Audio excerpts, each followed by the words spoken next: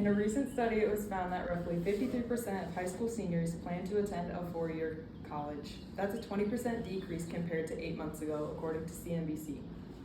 What is the cause for this? A lot of people say it's because the cost of college is too high, or they don't see it as worth it to pay that much for a college education. Additionally, a lot of people are joining the workforce right out of college or even joining the military, so that doesn't require a college degree.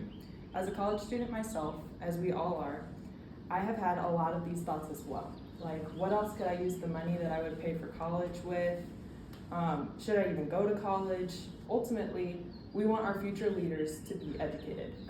As a college education can be viewed as an important part of one's life. In order for all people to gain this level of knowledge, college tuition should be free and accessible to all. In my speech, I will be covering the topics of why the college experience isn't what it used to be, why a free college education is just as good as a tuition-paid school, and how college education is overpriced. Let's start by looking at the college experience. So, college cannot be all that it's talked up to be. There can be some good things, such as building relationships, getting out of your comfort zone, and exploring new opportunities that wouldn't be presented to you otherwise. However, all of these are things that can happen to you in other places too, not just college. Numerous adults have told me that college was the time of their life. It was so much fun, and they wish they could go back. They peaked. They never experienced anything better. I also was told that I would love college, that it was going to be the place for me. And while I do like aspects of it, such as the freedom you get, the ability to choose your own schedule, there are other things that I think will be better in my lifetime than just college. I don't want this to be the peak. I want every part of my life to be better than the next. According to Forbes, the college experience has undergone significant changes over the years, and it's no longer what it once was. Back then, attending college used to be an affordable guarantee of a satisfying career. Now, college is extremely expensive, and the price has been skyrocketing over the last few decades. Many students take on a crippling debt in the hopes of securing high salary positions that may never materialize. Part of the cost of college is the experience, and if students aren't getting that, then why should they be paying for it? Secondly, some may make the claim that school that doesn't have a tuition wouldn't be able to provide as good of an education as those where you are paying to be there. All four-year universities should be paid for by the government and therefore free.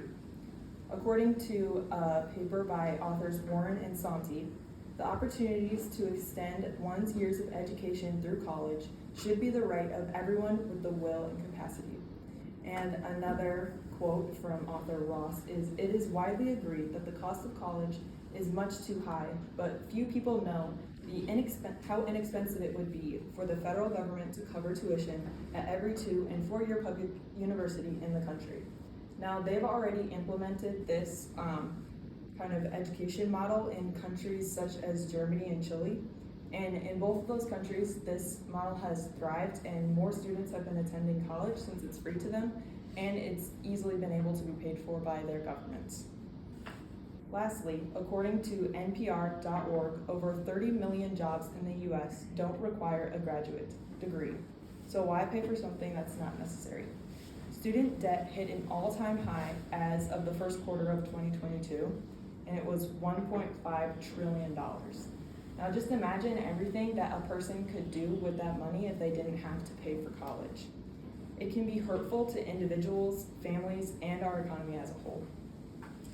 According to the same paper mentioned previously by Warren and Santi, since the 1970s, tuition and fees at public institutions have increased by more than 350%, while pay for working and middle-class households has stagnated.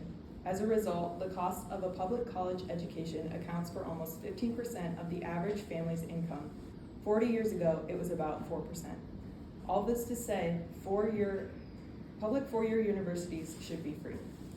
In conclusion, based on all of these reasons, I hope you can agree with me that college should be tuition-free because of the college experience not being what it used to be and the immense amounts of accumulated debt. Our future adults should not have to pay for something that is a basic human right, which is to learn. Christine Greger, an American politician, once said, "Education is the foundation upon which we build our future." Let's ensure each student gets the opportunity to an education and make college free and accessible to all. Thank you.